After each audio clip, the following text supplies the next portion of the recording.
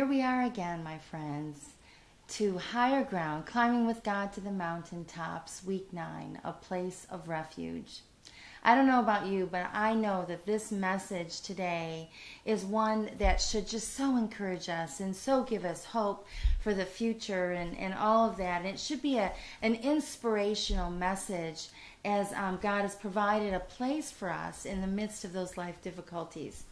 So I'm sure that you would agree with me when I tell you that life is very hard. Life is very hard. And the reason why life is hard is because we're living on this earth. We're living in Satan's domain. And he is on our tails night and day.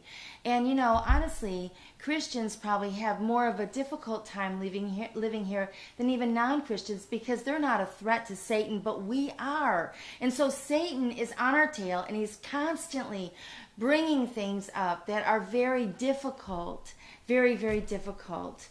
But I want you to know that Peter says this in 1 Peter, as he was talking to the Christians that were going through some horrible tragedies in their life and some horrible circumstances. This is what he said in 1 Peter chapter 4, beginning with verse 12. He said, "Dear friends, don't be surprised at the fiery trials you are going through as if something strange were happening to you. Instead, be very glad, for these trials make you partners with Christ in his suffering so that you will have the wonderful joy of seeing his glory when it is revealed to all the world.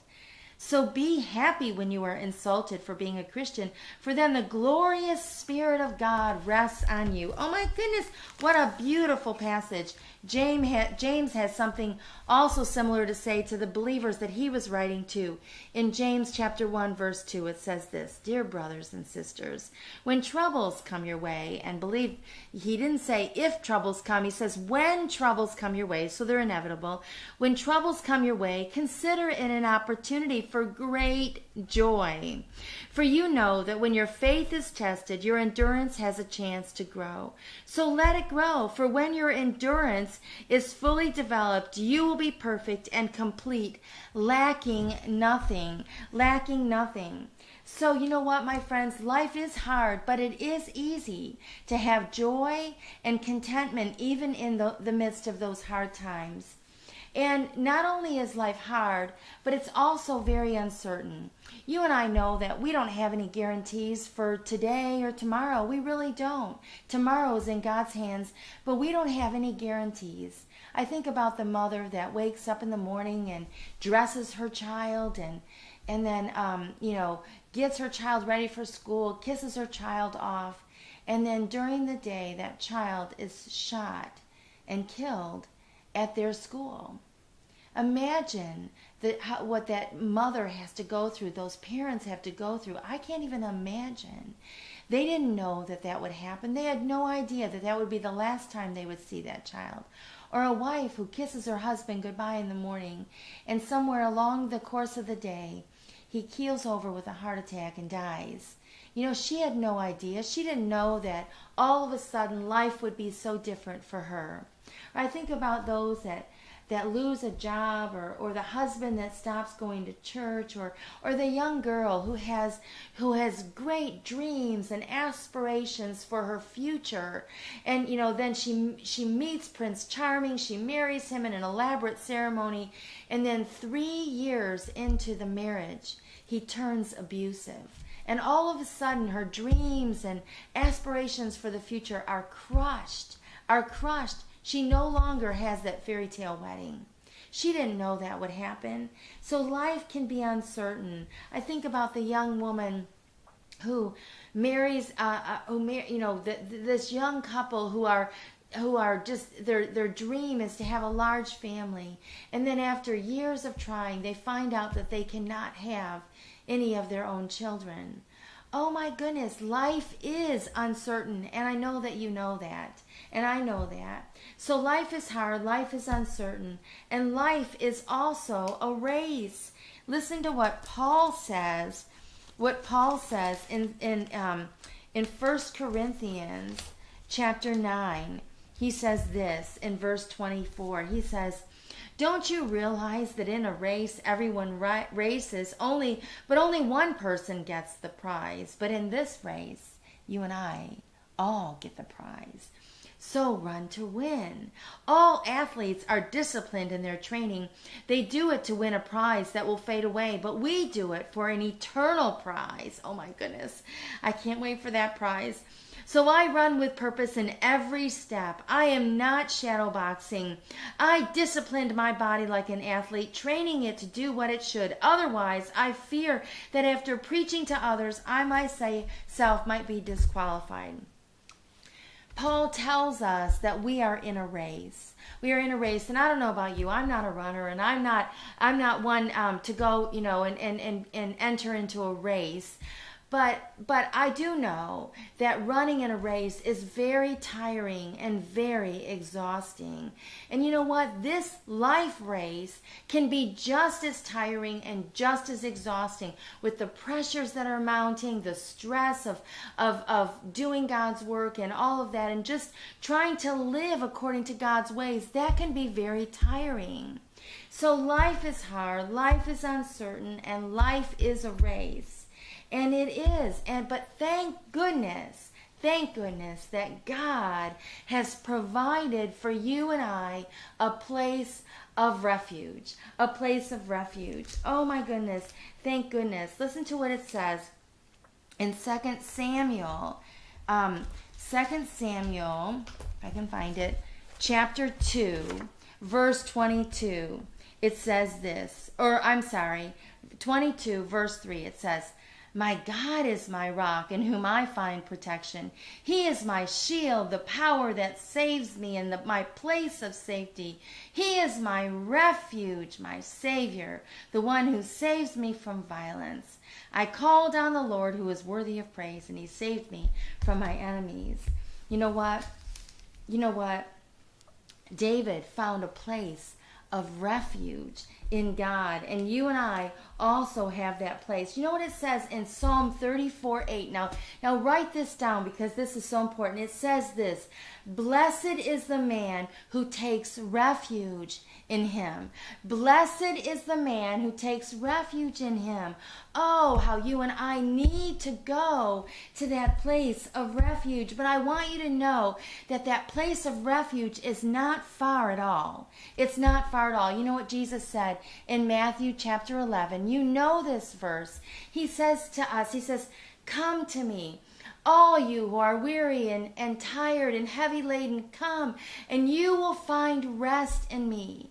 So you know what? It's not very far. And the only thing that you and I have to do is to put on our running shoes every single day and run to that place of refuge. In Jesus' day, the healed, the people that were changed, the people that were renewed, the people that were set free from years of bondage, from chains, from demon possession, and the ones that found new life, guess where they found it? They found it in Jesus. Because you know why? They put on their running shoes and they ran to him. And they ran to him. And so I wanted to talk to you about that place of refuge today, because you see, there's three things that I believe that we cannot find, if we do not take up and go to that place of refuge. The first thing is this, is that if you and I do not go to that place of refuge, we cannot find contentment. We cannot find contentment. Contentment means this. It means mentally or emotionally satisfied with things as they are. As they are. So contentment is being satisfied, finding peace of mind with the things, no matter what they are, no matter what your circumstances are. So you and I, we can find contentment in several things. We can find contentment in our circumstances, no matter what they are, Linda Dillow, in her book, Calm My Anxious Heart, A Woman's Guide to Finding Contentment, shares two stories of two different women. And this first one she shares of a lady by the name of Meredith. And Meredith had come to Linda Dillow's house and sat at her kitchen table for Linda Dillow to give her a way for her to find contentment because she was so discontented with her life. And, she sat at her kitchen table, and Linda said, I looked at her and I knew that she was the most negative person that I had ever met. She was the most discontented person. But she said, but you know what? I know about this lady. And she said, and from my perspective, this is what she has. She's blessed with good health. She has a petite figure that didn't require a lot of work. You and I only wish that. Most of us only wish that, I should say. She had a husband who loved her. She had 2 adorable children. And she had new furniture that her husband had just bought her to try and make her happy. And then Linda asked her, listen, why are you so unhappy when God has given you so many wonderful things? When God has given you so many things. And you know what? This was her complaint. This is what she said. Well, God hasn't given me a house that I deserve, and a house that I want. He hasn't revealed to my husband his many faults. Oh my goodness, isn't that so common among couples? And her children, she said, were negative and complaining. Well, I wonder why. But anyways, she was the most discontented person when she had all of these wonderful things in her life. Then she talked about another woman by the name of Ella. And she said, listen, Ella has one long, very list of hardships. Her and her husband, with her children, she served for 52 years in Africa as a missionary. And you know what? She left everything behind to go there. She left all the comforts of home, all her familiarity, to go to a country that was, and she lived in very primitive conditions. And she had to endure the scorching heat and the humidity every single day with no modern conveniences, no electricity or air conditioning or any other modern conveniences. And some days it was so hot that she even had to bring the thermostat inside because if it registered over 120 degrees, it would break. I mean, my goodness, she had one thing after another. Her circumstances were not very good. But you know what? Her daughter was a friend of Linda Dillow's, the one that wrote the book. And her daughter said that one day she was looking in her mom's journals to find out why she was so contented. And she found something that her mother had written, and it's called A Prescription of Contentment. And this is what her mother had said. Never allow yourself to complain about anything, even the weather. Oh my goodness, even the weather. So she learned, never picture yourself in any other circumstances or someplace else. Never compare your lot with another's. That's a huge one. Never allow yourself to wish this or that had been otherwise. Never allow yourself to go there. Never dwell on tomorrow. Remember that tomorrow is God's, not ours. Oh, now that is a perfect remedy to find contentment. Her mother had learned it just like the Apostle Paul. It says this. Listen to what Paul says in Philippians. In Philippians chapter, I didn't mark this one, or I did. Philippians chapter 4. He says this. And now, dear brothers and sisters, one final thing. Fix your thoughts on what is true, honorable, right, and pure, and lovely, and admirable. Think about these things that are excellent and worthy of praise. And then he goes on and he says, listen, I just want you to know that I was never in need, or not that I was ever in need, because he had lots of needs. For I have learned how to be content. See, he learned the word learned. He used the word learned. He learned how to be content. That's huge. You and I, we're not automatically content, but we can learn it just like Paul. He says, I learned to be content, whether I have, with whatever I have. I know how to live on almost nothing or with everything. I have learned the secret of living in every situation, whether it was with full of whether it was with a full stomach or an empty, with plenty or little. For I can do everything through Christ who gives me strength, And then he also shares something else, which I think is very, very cool, when he talks about the fact that he had a thorn in the flesh that was causing him to stress every single day, and he asked God to take it away. Instead, God gave him contentment for it, because listen to what he says. He says, 3 times I begged the Lord to take it away. Each time he said, my grace is all sufficient for you. My power works best in weakness. My power works best in weakness. Then Paul said, so now I am glad to boast about my weaknesses, so that the power of Christ can work through me. That's why I take pleasure in my weaknesses and in the insults, hardships, persecutions, and troubles that I suffer for Christ. For when I am weak, then I am strong.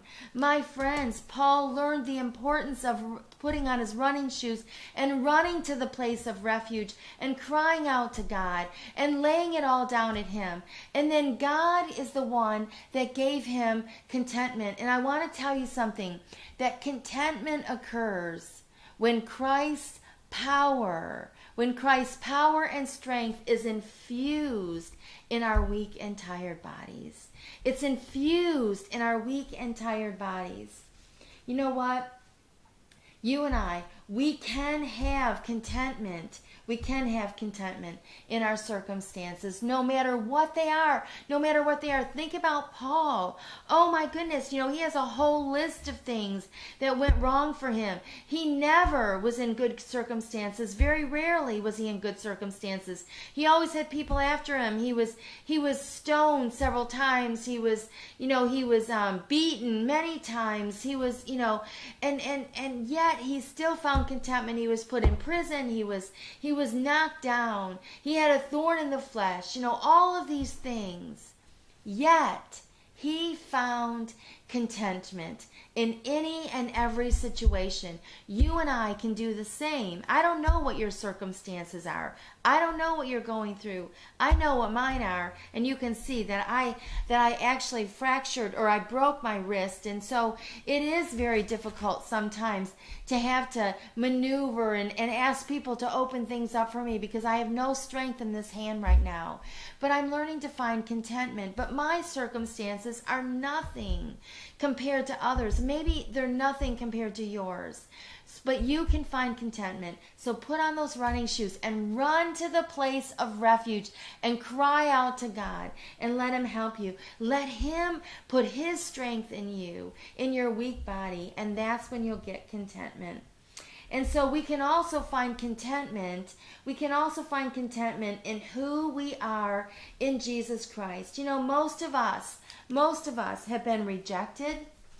We've been betrayed, we've been hurt, we've been wounded, we have failed, we've disappointed people, we've been embarrassed at times. Oh, I can tell you a few stories on how I've been embarrassed. But you know what? Our thinking, the way that we think about ourselves, often and almost always stems from those things in our life, the things that have happened to us, maybe the abuse, maybe the background, the horrible background that you've been up against, and all of that. That's how we think about ourselves. So we often don't think of ourselves as good and able to do important things. We don't think of ourselves as valuable or important because we stem our thinking on those things that happened to us and those things in our life, those people that rejected us. So we think of ourselves as a rejection. We think of ourselves as a failure. I can't tell you how many times I've sent in manuscripts for the Bible studies, or filled out, forms for publishing companies to only get a rejection letter. I'm still plugging at it sometimes, but I'm just using what God has given to me. I've kind of gone past that, but I have experienced failure many times. In fact, I'm probably the king of the failure company, But I want you to know that Jesus doesn't look at us that way. In fact, in her book, in this couple's book, John and Stacey Eldridge, in their book Captivating, you might have read it before. But anyways, she has a poem in here, and I thought it was really interesting. This is what it says, and this just reminded me of what it's like to go to the throne room, to our place of refuge, and hear Jesus speak to us. It says this: oh gently, lay your head upon my chest, and I will comfort you like a mother while you rest. The tide can change so fast, isn't that the truth? But I will say the same through past, the same in future, and the same today. Oh, weary, tired, and worn, let out your sighs, and drop that heavy load you hold, 'cause mine is light. I know you through and through. I know you. There's no trouble, there's no need to hide. I want to show you love that is deep and high and wide. For I am constant, I am near. I am peace that shatters all your secret fears. I am holy, I am wise. I am the only one who knows your heart's desires. Oh, gently lay your head upon my chest, and I will comfort you like a mother while you rest. What a beautiful poem that is. And you know, if Jesus could give us, if we heard Jesus give us words that would describe who you and I are to him, we would hear him say words like this: amazing, stunning, beautiful, awesome, dazzling, excellent, lovely, impressive, remarkable, brilliant, and my bride, my bride. So you see, it's only at the place of refuge where we hear him whisper those important truths in our hearts and in our minds, you know, that we hear him tell us who we are in him. Oh my good. So we can without running to the place of refuge, we'll never find contentment. But we can find contentment in our circumstances, in the way that we see ourselves in Christ, and in relationships.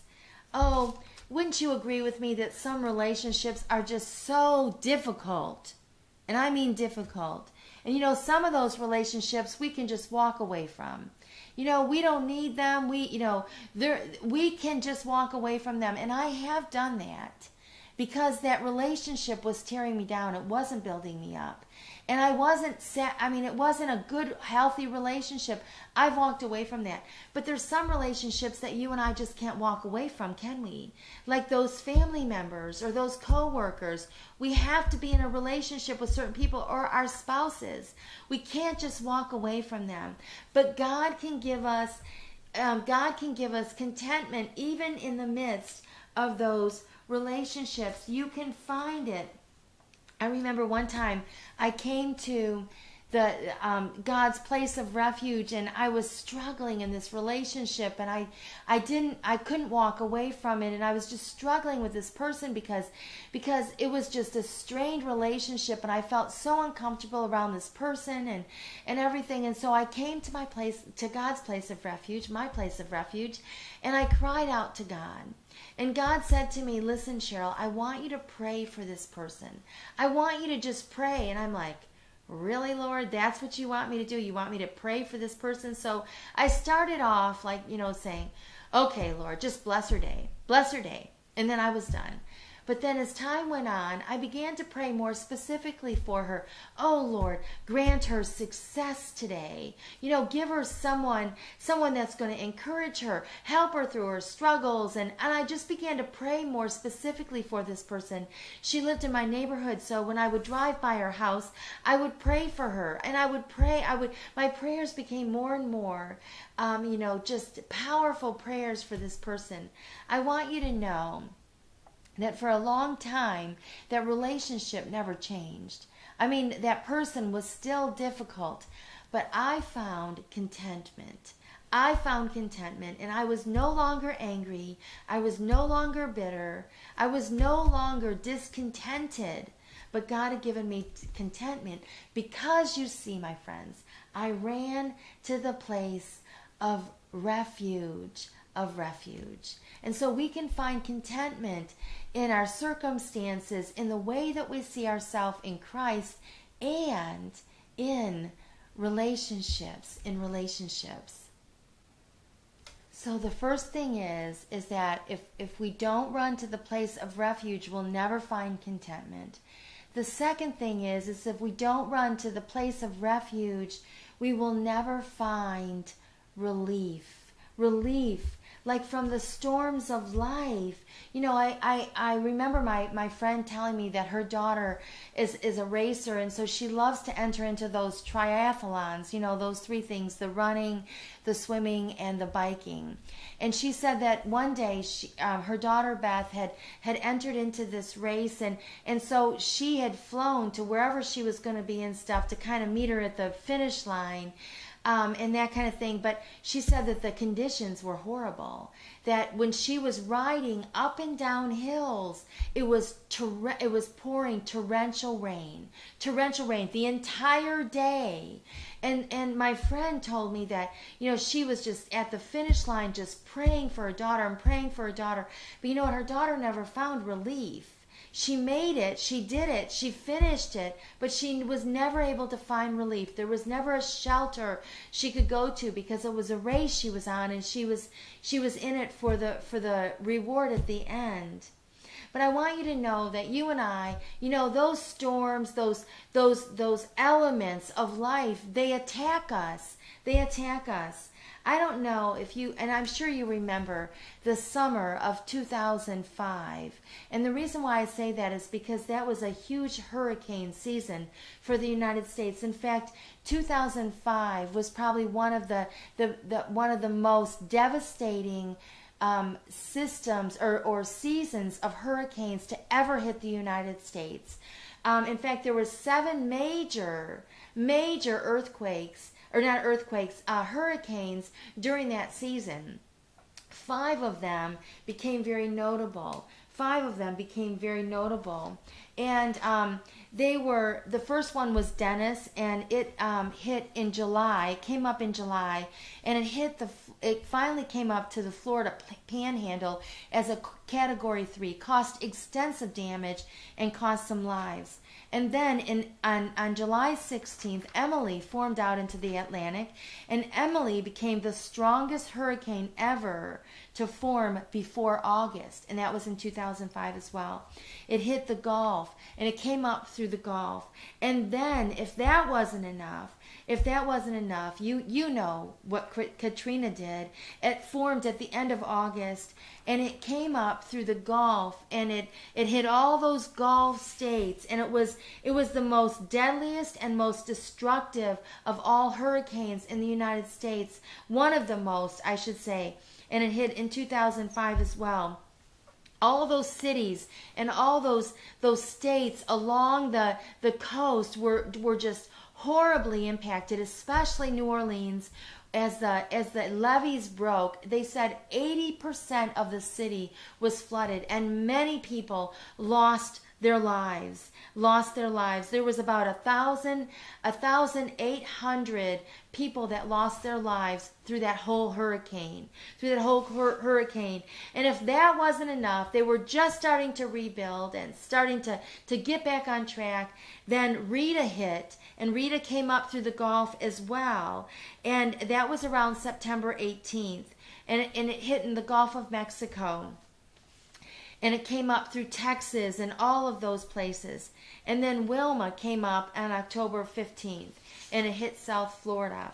So it was a huge hurricane season during that time, and it seemed like those states and those cities were just bombarded. You know, it was just like one blow after another.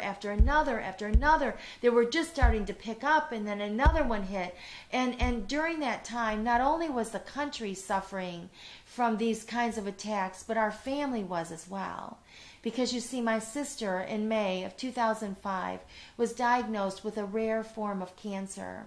And it seemed like every time she went in, they just gave us one blow after another. I mean, we thought, how can a 43-year-old lose her life to cancer? But every time she went in, they kept telling us that it was horrible. In fact, it started as a mass up in her shoulder, and it was entwined in all of her arteries and veins and everything. And so the doctors in the hospitals here in Michigan wouldn't even operate on her. It was so bad because they said she wouldn't make it off the table.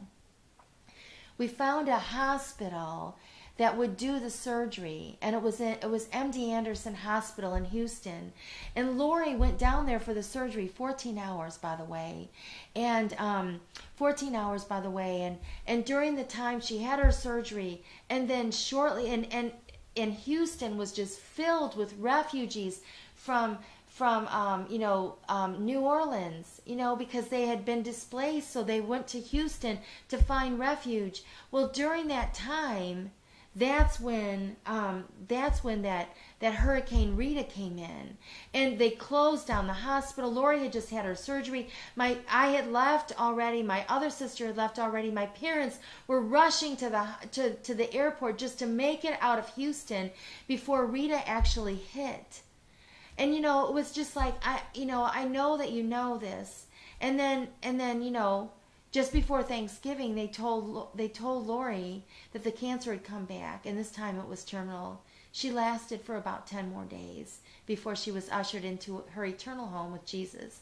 And so I know that you know what it's like to have one thing after another hit you. Just one thing after another hit you.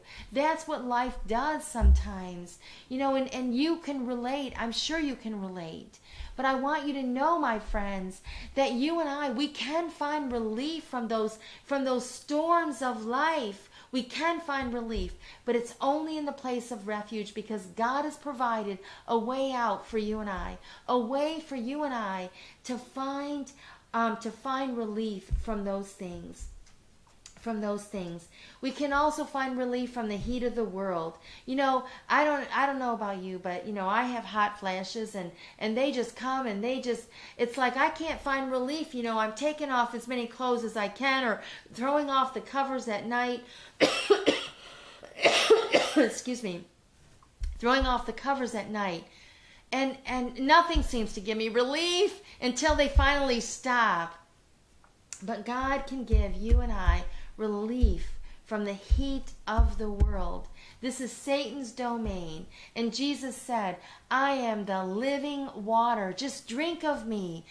Jesus Christ is the one that can quench that heat.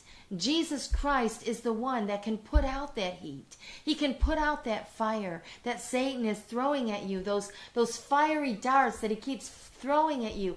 Jesus is the living water. All we have to do is drink of him. All we have to do is put on those running shoes and run to the place of refuge where he will help us.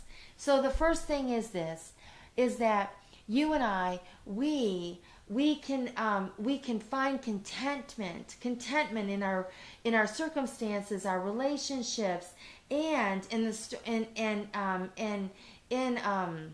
whatever that was.